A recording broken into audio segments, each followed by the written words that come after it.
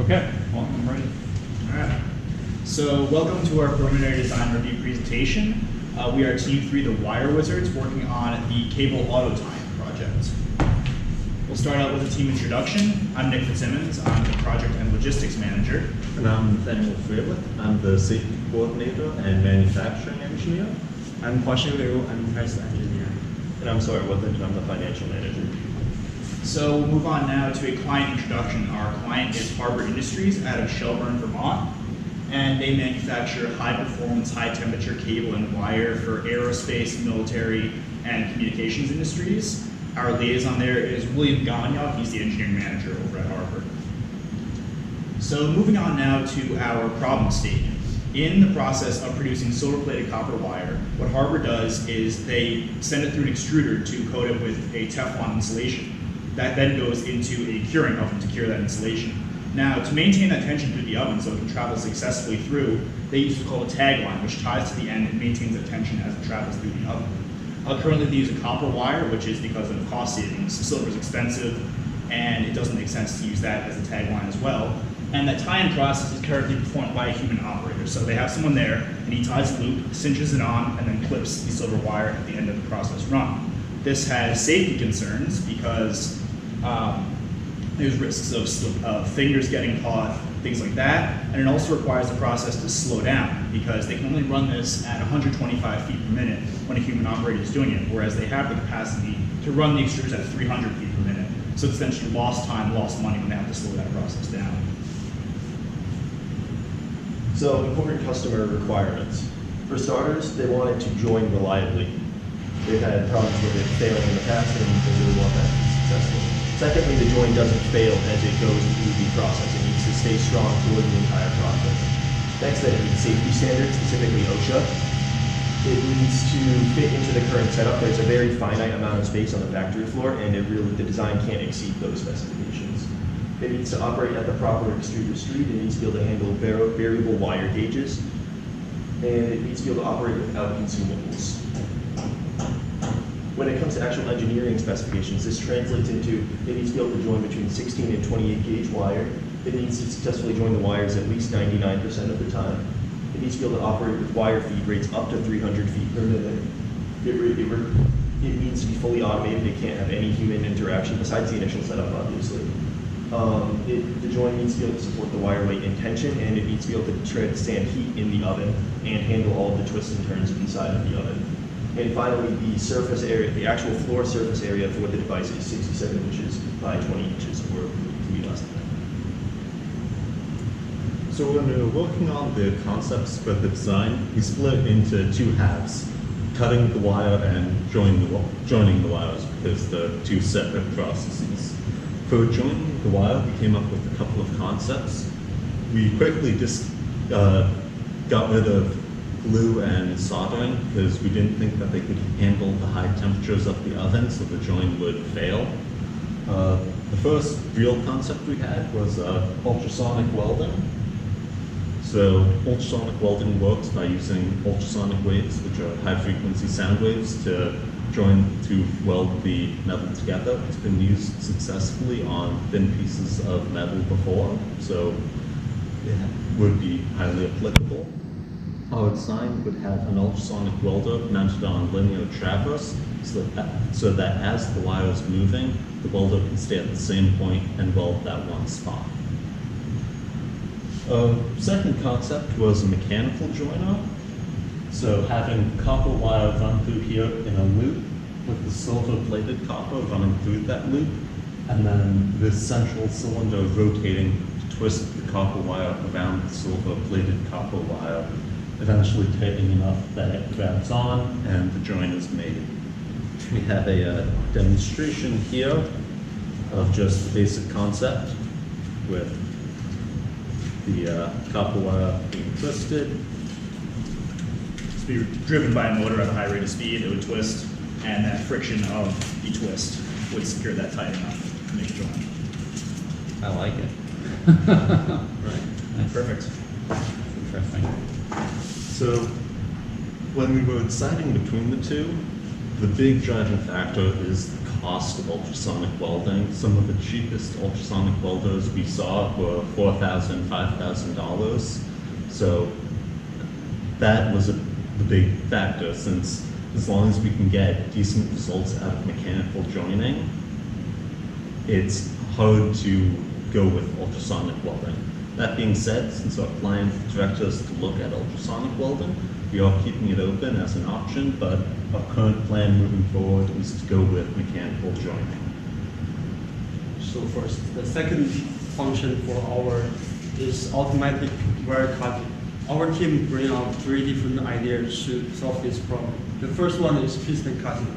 The motor will drive the wheel, rotate, and connect to the piston up and down to cut the wire. The wire will go through here and cut the wire.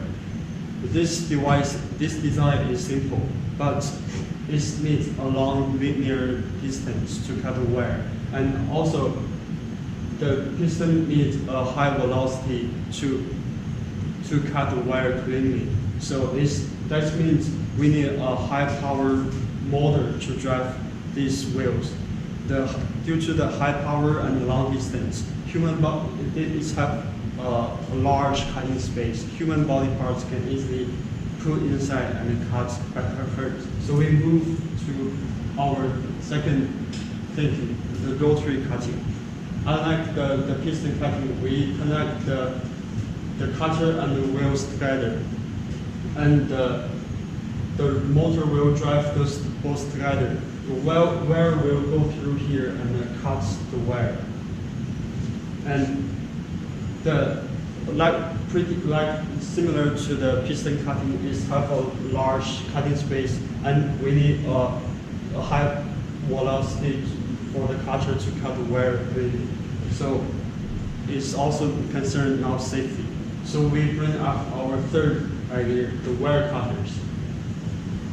The wire cutters have long force arm. We only can press a small force at the end of the force arm can provide a high enough power to cut the wire. We put a servo motor here to rotate clockwise and anti-clockwise to close and open the wire cutters to cut the wire.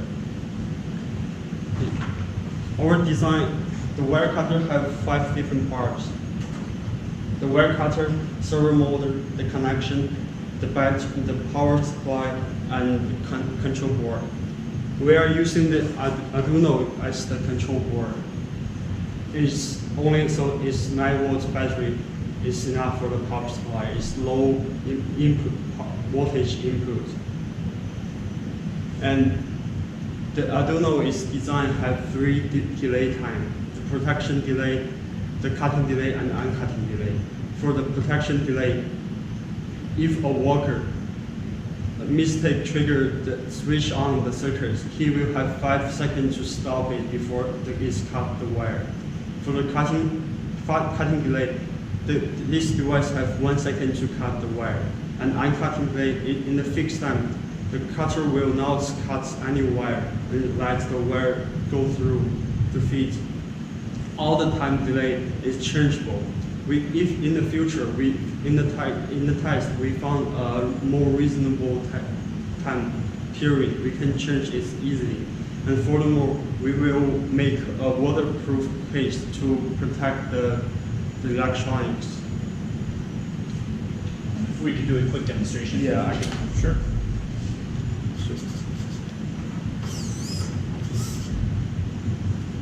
So where will fit inside?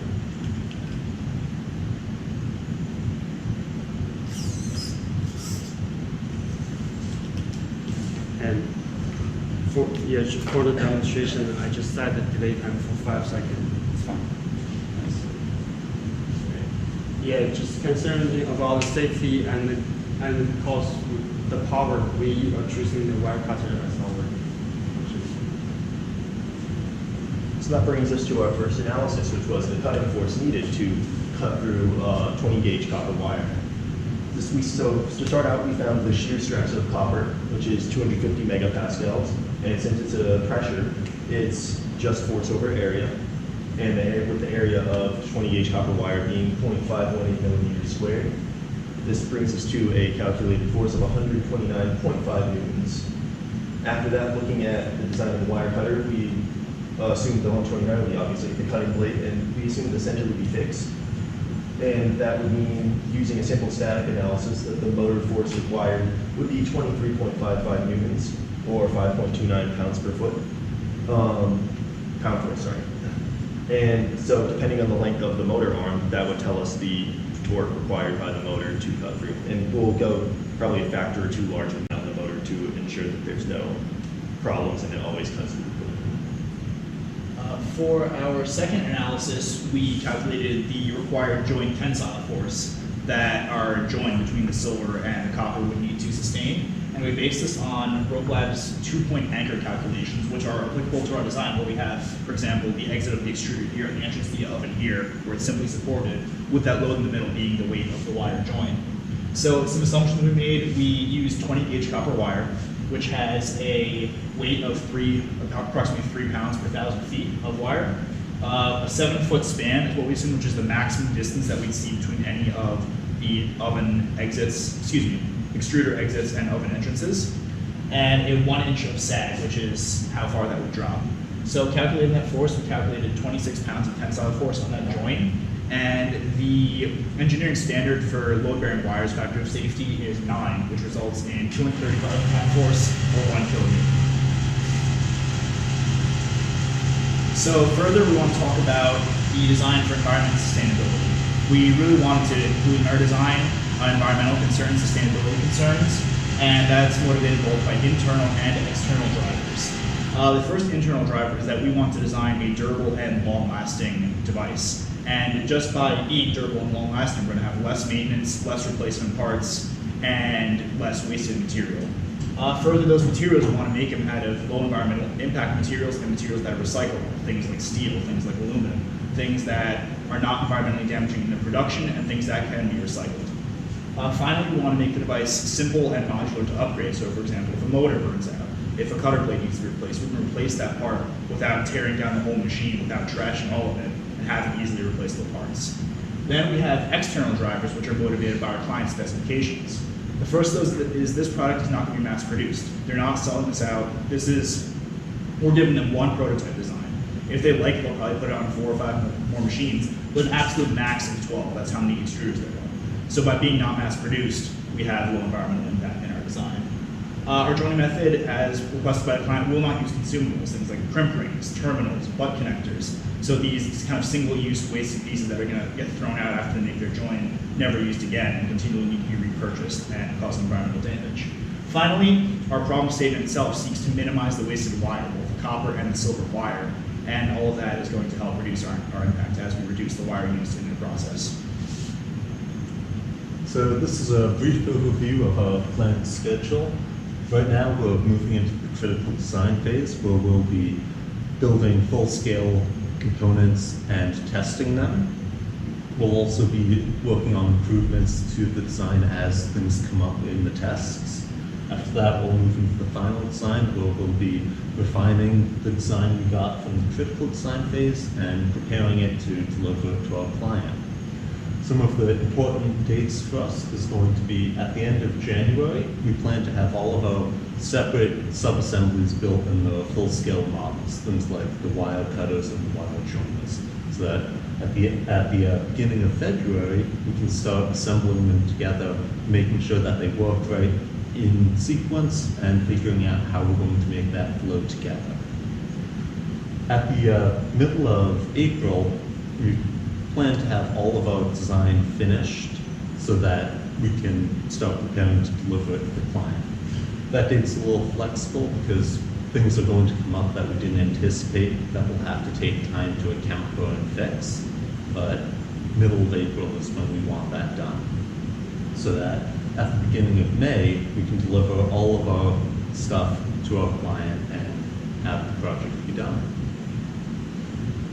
So in terms of the time that we've spent, currently, as of Monday, we've spent 117 hours out of the 120 we estimated, which works out to roughly 8 hours a week. Looking forward, we've got about 700 hours planned. This works out to, not accounting for breaks and other not working times, 7 hours a week. That'll get bumped up to 10 with unanticipated tasks, times like breaks that we don't work, and other such things. We plan to spend roughly a third of the time on administrative tasks, things like hazard reviews, preparing for presentations and training, with the remaining 2/3 being designing, building, and testing. Most of that time will be designing and building. So with our current finances, we started out with $4,000, of which we've spent $34.70, which amounts to less than 1% of our total budget. That was spent specifically on these prototypings, including glue, wire cutters, and motors. Because we've spent less than 1% of our budget, we feel pretty comfortable going into the critical and final design phases, in that we think we'll be able to meet our budgetary goals. When it comes to actual estimations looking forward, we estimate the bulk of our costs, about half of the money, will be spent on machining and the raw cost of materials. We're going to need a lot of industrial grade materials, including aluminum. It's going to need to be machined to proper specifications. And given the current prices of metal, we think that's going to take up the lion's share of our budget. The second large component of our estimated costs are going to be motors and controllers. We're going to need several industrial grade motors for this design, including the cutting and the mechanical wire joining. And with those motors with their controllers is also going to be rather expensive. So we estimate about $1,500 for that. The final large expenditure we foresee is going to be a sensor. It's probably a laser sensor. Is going to be the method that our machine is able to tell when it should be actually joining and actually cutting the wire. And so we'll need that. And we estimate about $500 for that, including its controllers. When it comes to tools and testing equipment, we don't foresee any large expenditures in those areas. Of course, there's going to be small costs that we don't foresee right now, but when it comes to those, we think we're going to be able to get everything we need from UVM and Harvard. For example, upstairs in the materials lab, there's the oven, and we're planning on using that to simulate a lot of our testing. We're going to be able to put loads in there, and with the copper wire supplied by Harvard that we also won't have to purchase, we think that will cover the bulk of our testing costs. So at the end of this project, we need to provide our client a functional prototype. We need to combine all our sub-components like the wire cutter, the joiner, into one device and deliver to our clients. And then we need to provide our client the test information and result. We need to show them our device is reliable and functional. And the schematic and documentation, we need to provide our mathematical and physical analysis to more formally tell the clients what we're going on for using this device. And the capable of any relevant parts. Not all our parts can be purchased from the market or online. Some parts we can build from the 3D printing or if in the future the part is broken, the client still have the resource to rebuild the part to replace that. And then the source of any purchase component, like the previous one. Some parts we purchase from the market. If it's failure or broken, the clients will know where we purchased from, and also tell the clients where we spend his money on and where the budget goes. And the user manual, we need to teach the client and his workers how to operate and fix device in the future. So there are a few current open issues with our project. One of them is finalizing the decision between ultrasonic welding and mechanical joining.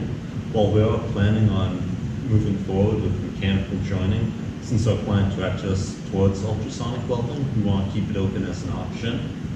Currently, we're waiting to hear back from Husky Injection Molding Systems about their experience using ultrasonic welding, so we have a better idea of how well it functions. Once we've done that, we'll need to have a discussion with our client about the cost of it and what benefits, if any, we think we can get at ultrasonic welding that we couldn't get from mechanical joining. The second issue is how we're going to combine these sub-assemblies together. Currently, they're totally separate. So we'll need to figure out how we're going to combine them, how we're going to have the wire move through them, and just how we're going to set that up. That's going to require some brainstorming, and some testing once we have components fully built. The third issue is how we're going to set up the copper wire in the joiner, because currently it's a bit of a process to load it up so that it can start joining. Once it's loaded, it works fine, but you have to thread the copper wire through. So we need to figure out a good way to make that as easy as possible for the worker to set up. So that's going to wrap up the main part of our design presentation, and we'll open it up to questions. Thank you. Great.